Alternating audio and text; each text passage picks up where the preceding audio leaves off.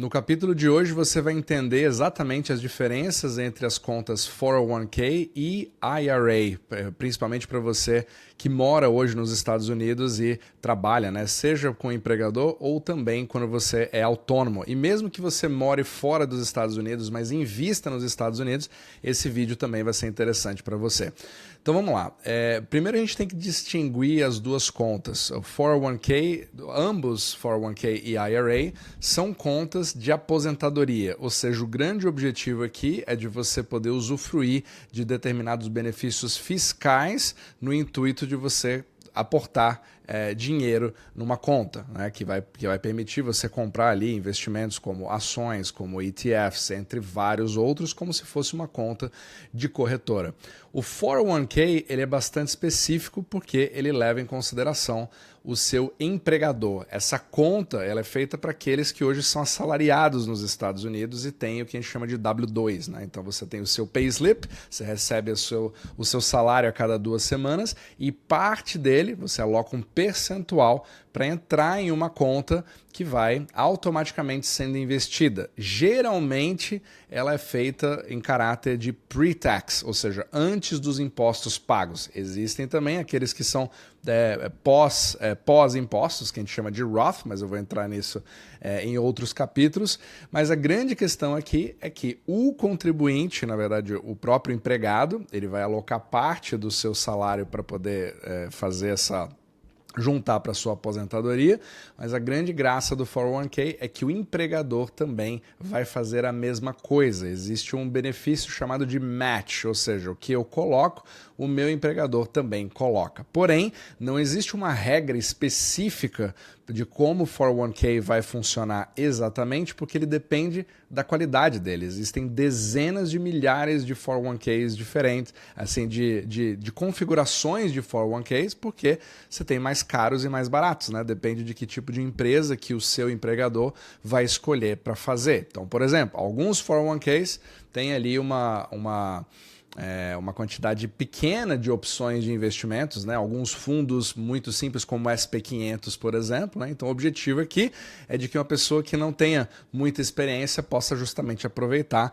desse crescimento ao longo dos anos, né, do seu 401k no intuito de fazer os seus juros compostos, né, participando de absolutamente tudo. E a grande questão, talvez uma das minhas principais críticas em relação ao 401k é que, como a maioria das pessoas, até os próprios americanos, não tem a menor ideia de como investir, muito menos brasileiros que estão na mesma situação e que acabaram de começar um novo emprego, dada a dificuldade de você achar aquele emprego, você fica muito mais focado em começar esse emprego logo. Então você não escolhe para onde isso vai ser investido, e pelo fato de você não fazer essa escolha, eles acabam colocando imediatamente num fundo como o SP500 da vida, certo?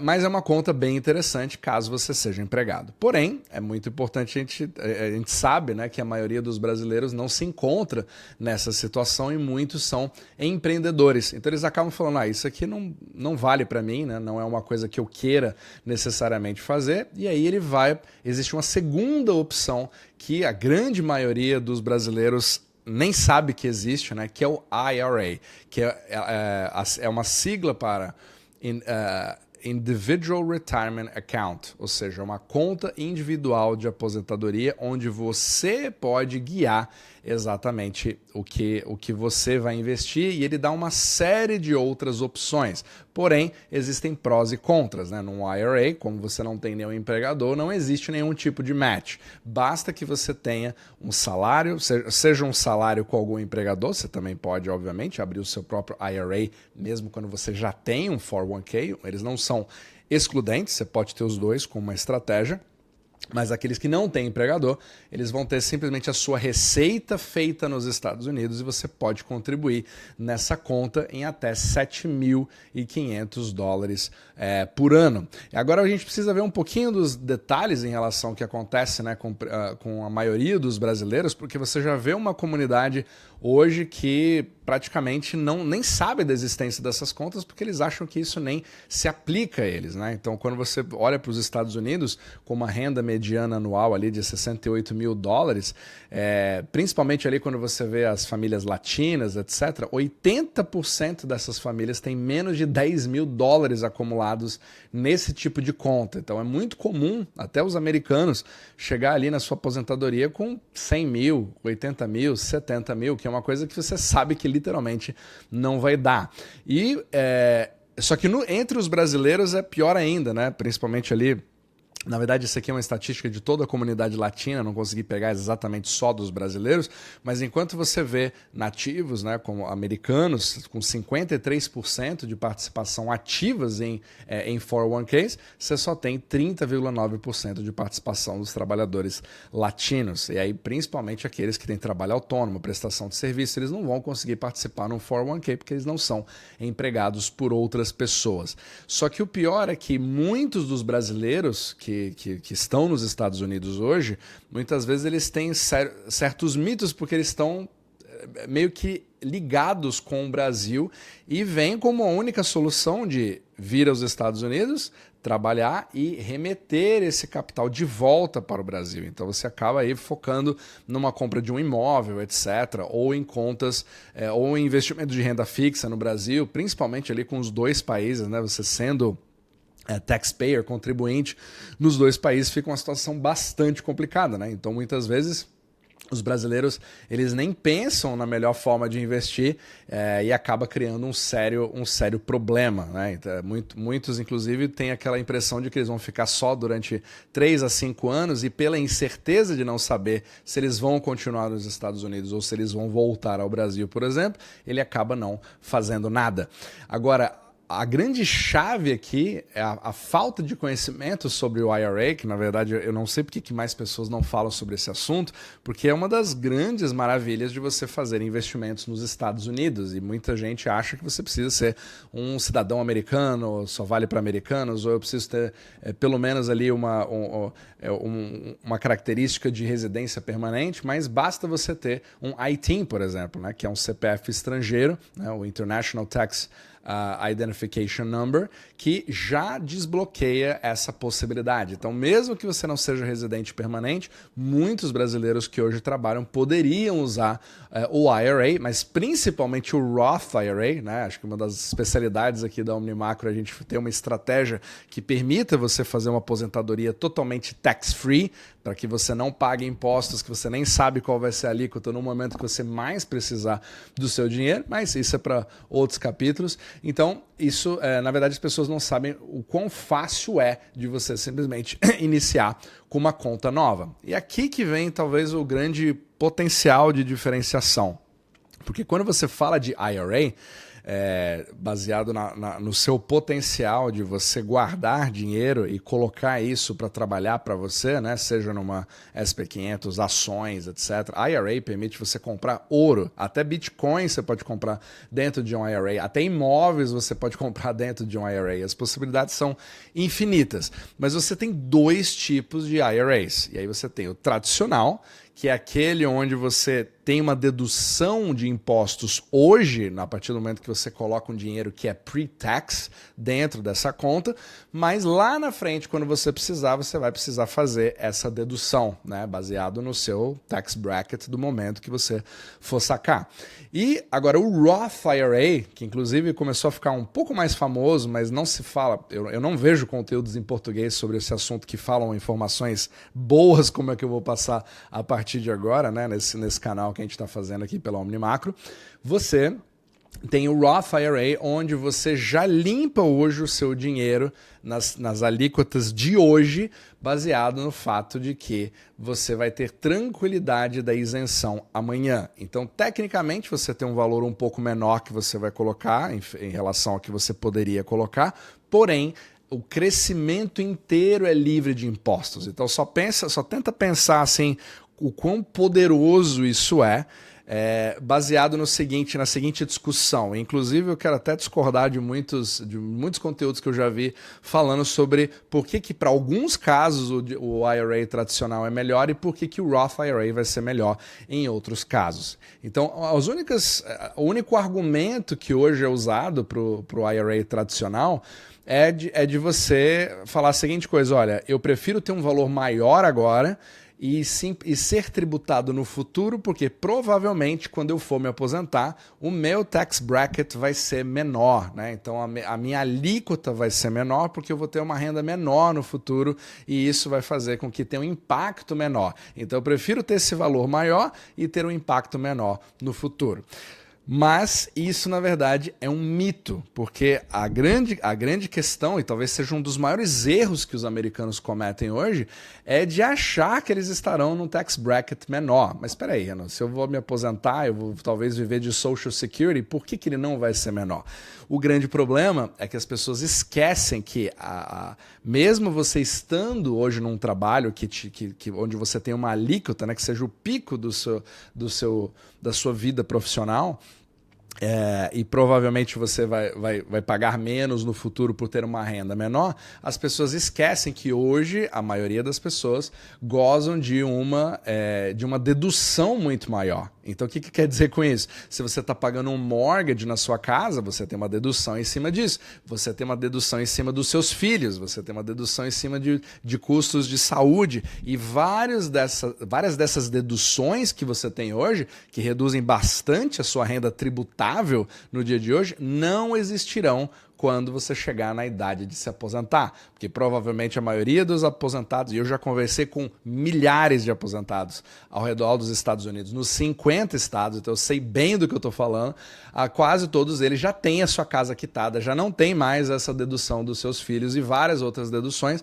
fazendo com que no momento que eles mais precisam do seu capital, ele vai acabar sendo tributado. E ainda tem uma outra questão. No momento onde você precisar disso, você tem duas escolhas. Você pode achar que os impostos do futuro serão menores ou maiores quando você tem um gasto governamental que não para de aumentar. Então a grande questão é que provavelmente esses impostos vão ser maiores. Então você vai ter uma conta do seu traditional IRA onde você é sócio do governo, só que você não sabe qual que é o percentual. Na minha opinião, isso não é uma boa sociedade. Então o Roth IRA vai permitir você se blindar de qualquer tipo de aumento futuro de alíquota, porque 2 vezes 0 continua sendo 0, certo? Então você acaba se protegendo desse tipo de crescimento. Então, a grande questão aqui, inclusive, uma das coisas mais importantes, é que toda conta de investimento numa corretora, por exemplo, você precisa pagar o ganho de capital, né? Então se eu comprei uma ação a 100 e ela vai para 120, eu preciso pagar impostos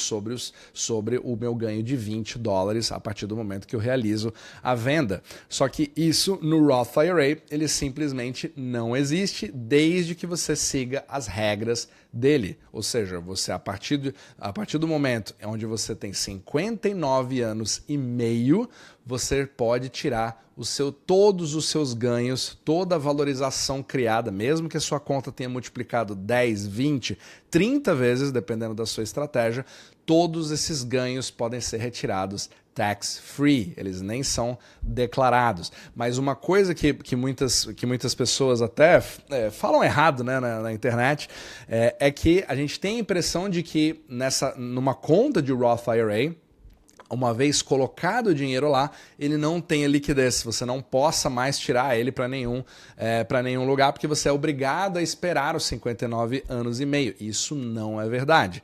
Você pode ter acesso às suas contribuições a qualquer momento, mesmo que seja no dia seguinte da sua contribuição. Então, por exemplo, se eu coloquei $10 mil nessa conta, que cresceu para $20 mil, eu posso tirar os meus $10 mil tax-free a qualquer momento, porque elas foram a minha própria contribuição de um dinheiro que eu já paguei imposto.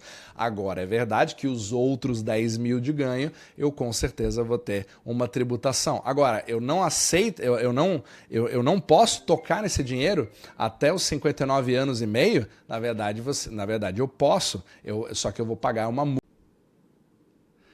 Na verdade, não posso acessar esse dinheiro aos 59 anos e meio? Na verdade, sim, eu posso acessar a qualquer momento, só que os ganhos seriam tributados e também você tem uma penalidade de 10% ao fazer isso. Então não significa que seu dinheiro está travado, ele está completamente líquido e disponível para você poder utilizar da forma que você quiser. Então aqui é só um comparativo em relação a esses tipos de investimento, né, onde você tem ali o Roth IRA literalmente sendo o pós-imposto, né, com 100% de isenção no seu saque, só que o mais interessante e se eu voltar para o Brasil? E se eu acabar tendo que... Eu sou um imigrante brasileiro nos Estados Unidos, etc. Eu resolvo voltar para o Brasil. Eu perco a minha conta? Eu perco algum benefício? Não, desde que você mantenha as suas, o seu ITIN, né? Então você consegue manter essa conta assim mesmo. E aqui é que talvez seja a mágica de todo esse escudo criado pelo Roth IRA, porque ele talvez seja uma das melhores formas de blindagem, onde você pode fazer a estratégia que você quiser, escolher ações da Microsoft, ações do Google, pegar as Mag 7, pegar um ETF de ouro, ETF de Bitcoin, ou comprar mesmo ativos específicos, fazer os seus juros compostos ao longo dos anos, tendo essa proteção contra uma taxação futura, né? Mantendo 100% do crescimento dos seus saques, porque um dos grandes problemas que as pessoas têm é não fazer esse cálculo dos impostos no momento que eles mais precisam, achando que eles têm 100 mil, 200 mil, 300 mil, mas chegando na hora do vamos ver, você só tem ali 70% desse valor, 65% desse valor, dependendo do estado onde você mora. Então, muitas dessas coisas podem criar uma série de surpresas, só que você precisa começar o mais rápido possível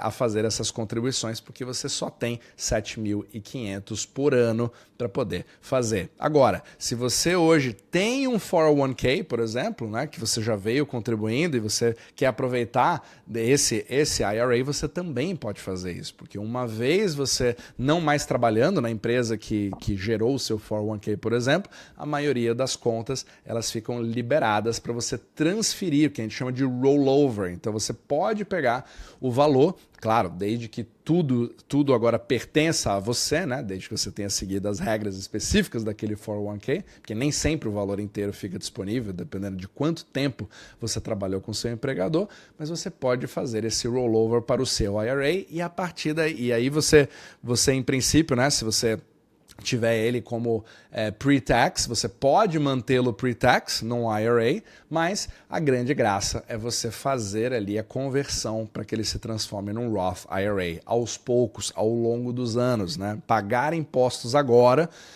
com certeza vão te proteger de muito mais dor de cabeça no futuro, porque você não tem como você ter uma bola de cristal para fazer o planejamento da sua aposentadoria se você não sabe qual que é o percentual que o IRS vai tomar de você no momento que você mais precisar do seu valor. Então eu espero que isso possa ter esclarecido um pouco, né, um pouco dessas estratégias do 401k e do IRA, e nós teremos vários vídeos para falar sobre esse assunto nos próximos capítulos.